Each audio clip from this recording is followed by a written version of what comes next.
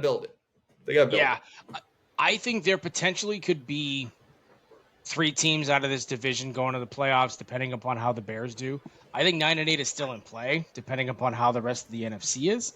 But yeah, I think this is definitely the toughest division of football. All right, to save the least for last, the NFC South.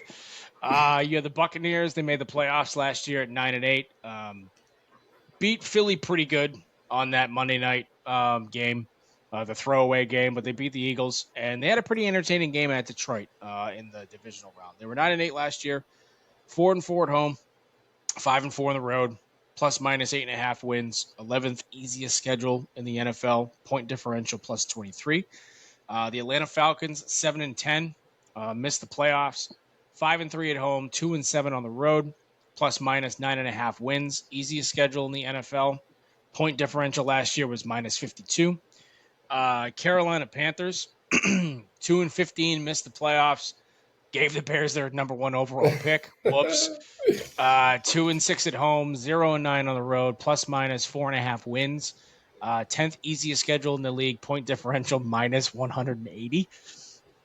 And lastly, the New Orleans Saints 9-8, missed the playoffs, 5-3 at home, 4-5 on the road, plus minus win total 7.5 wins. 5th easiest schedule in the league, and the point differential was plus 75. I'll start. For as inept as they've been in their draft, I think it's Atlanta. I think Atlanta comes out of the South. And here's why. 2 weeks ago, I would have probably said the Saints. And I know on the over or the plus minus show that we did, I said over for New Orleans. 2 weeks ago, I probably would have said New Orleans. They got Justin Simmons, and they got Matthew Judon in the past 2 weeks. One of the biggest things that hindered that team last year, they could not rush the quarterback. Yeah, I think they were -5 in the league in sacks. I think they were -5 in the league in like pressures. I think that really shores up the defensive line, and I think Justin Simmons is going to have an absolute monster year for them. So with 2 kind of core pieces around them, plus Kirk Cousins, and I think with the addition of Cousins, I think you're going to be able to unlock Kyle Pitts a lot more, because Kirk Cousins has always made tight ends money in the past with whatever team he's been with. Yeah. And I think that, I think Raheem Morris is going to bring, look, his defensive schemes has always been phenomenal. Yeah. And so really good. I think defensively they're going to be better, and then you give him Judon, and then you give him Justin Simmons. I think they're going to be better, but here's what their schedule is. And this is mainly kind of a schedule thing for me. So they play the Eagles and Chiefs week 2 and 3, right? But here's their schedule after that.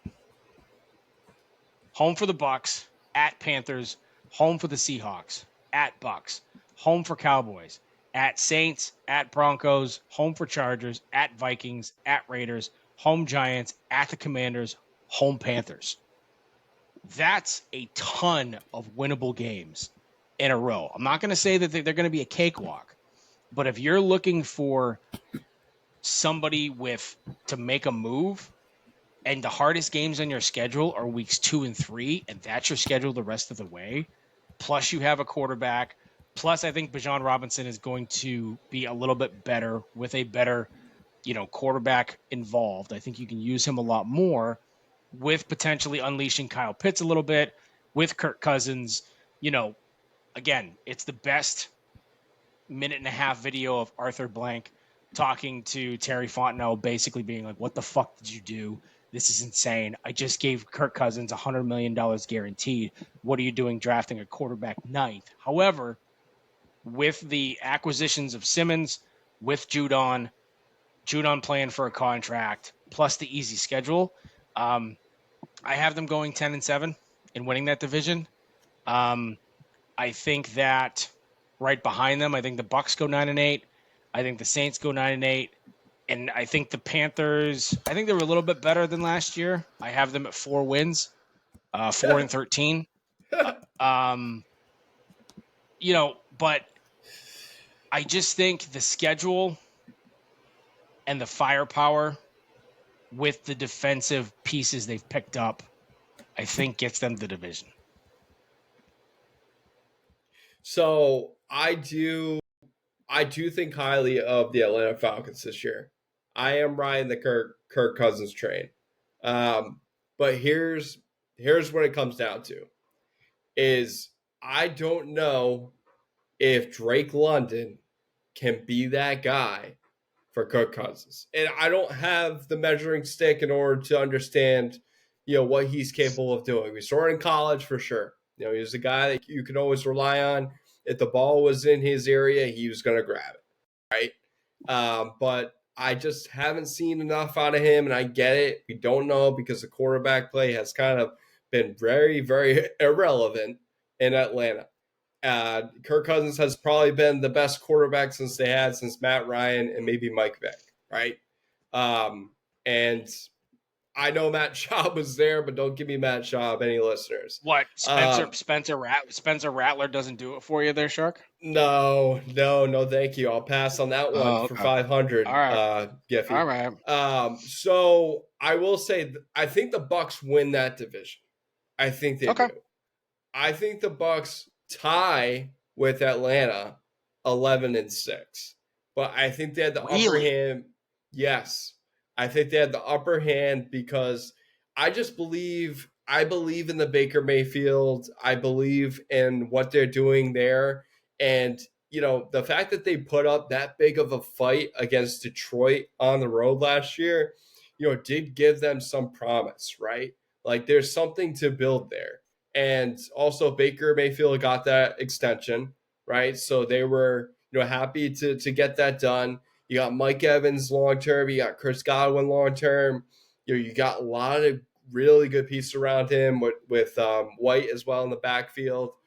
But it's just going to come down to both of these defenses. I look at both defenses and I see a lot of question marks.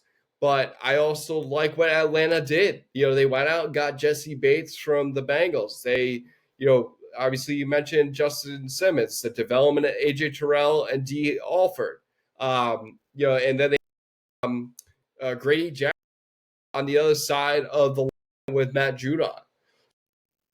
Have formidable guys that can make that defense, earn it.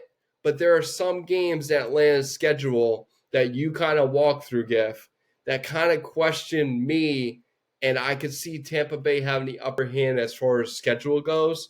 Who knows what the talent will be as far as the balance between the Bucs and the Falcons when it's all said and done at the end of the season. But with my confidence level with Atlanta, not sure of the wide receiver position. They have Darnell Mooney in the second slot. And Kyle Pitts, as much as he's more athletic and capable of doing it, in college he did have some drops.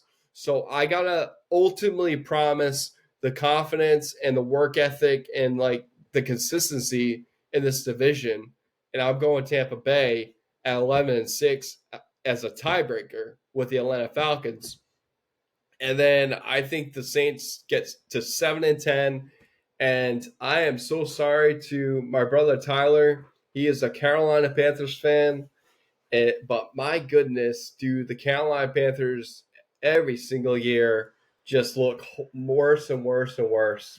And that trade for trading up to get Bryce Young, where they trade that pick for Bryce, they also traded the number one pick this year, and they traded DJ Moore. So a lot of garbage there that really hasn't translated. And the other thing is, too, you're seeing DJ Moore get that extension.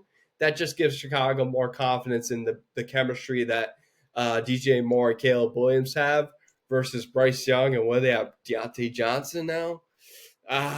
Tough days in Carolina.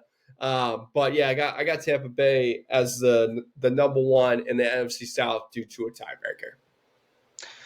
Yeah, I think that's a good call. I mean, I think the Bucs and Falcons will be the class.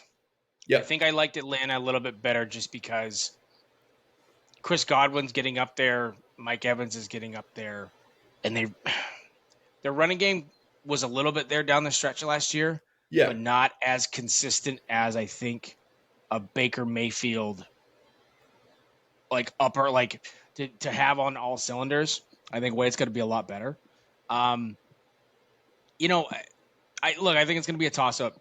I think the Saints at this point are always going to be within that 7 to 9 win total every single year. Like solid, but not the offensive pieces to go over the top. I'm just taking a look at the Carolina Panthers depth chart right now, just for ha-has. Bryce Young, Chuba Hubbard, Deontay Johnson, Adam Thielen, Jonathan Tyler, Mingo. close your ears. Close your ears. Let's see. They picked up Shaq Thompson. Jadeveon Clowney's there now, so he can maybe help out a little bit if he stays healthy. They traded Brian Burns and got nothing for him. Zero. That's a tough one. It's gross. That's a tough one. It's gross. So we might have to have your brother on just to ask him what it's like to be a Carolina Panthers fan. Because let's put it this way. You had the Cam Newton years, which are pretty good, right? Yeah. Steve Smith years, they make 2 Super Bowls, but I mean, you're looking at a Panthers team that is probably what, as far as dysfunction goes and public perception, like, are you a bottom 5 franchise in sports right now? I think so. Yeah, you kind of are. I mean, I think so. Yeah. Like, my whole thing is this, right, Geff? Like early 2000s to mid 2000s to early 2010s, sure. Miami Dolphins were in the same boat, right? It's just one of those things. Yeah, that's fair. Where no matter what, you couldn't find something happen, and they flipped the script. So now Carolina was where Miami was, and now Miami was where Carolina is. They're a contender. They're trying to find their way. With Carolina, it's just one of those things. Adam Thielen's, your second guy, and he's what, like 34, 35 years old as your wide receiver too. Deontay Johnson you got from Pittsburgh, so you're trying to make something into nothing. I actually think Jonathan Brooks is going to be a very good back in this league, but they're going to have to protect him. And Damian Lewis, going out and get Damian Lewis and Robert Hunt is helpful because those guys were absolute beasts on their respective teams, and they're gonna shore up that offensive line. I just don't think they have enough, and it's gonna be tough. The schedule that they're facing, it's bad news bears for the Panthers. I think Bryce Young is going to be better, but I just there's just not a lot of skill guys. Yeah. Look, I think Jonathan Mingo, out of all between Deontay Johnson, Thielen, I think Mingo might be the most productive wide receiver for them. Sure. And I think Bryce Young is going to be better, but I just, schedule and look, I think their defense last year was, I think, top 15 in the league. Yes, they just couldn't score points. Yep. They just couldn't score points last year. So I think with that, might get him 2-3 more wins, just skill set wise, man. That's just like, I think J.C. Horn's the real deal too. Don't get me wrong; like he's a really good quarterback. Yep. And you just want that's jersey sales for me. That's just like picking and saying, I want this guy's jersey because he's my favorite player on the team. And then sometimes they're just not good enough. It is what it is. Yep. Agreed. All right. So those are our divisions. I think what we potentially can do is maybe we go into next week and, maybe start to look at week 1. Maybe we'll do some more fantasy stuff. No, we got it. We got it down, Pat Giff. What we're going to do, and this is going to be presented by Underdog Fantasy, we're going to have a Shark and Giff bracket challenge for the best fantasy performances in all of NFL fantasy history. That's what we're doing. It's going to be a blast. You guys got to check it out. Again, presented by Underdog Fantasy. Check us out next week. Thank you all for tuning in. Giff, thanks for joining. Let's ball out next week. Let's go. Deuces.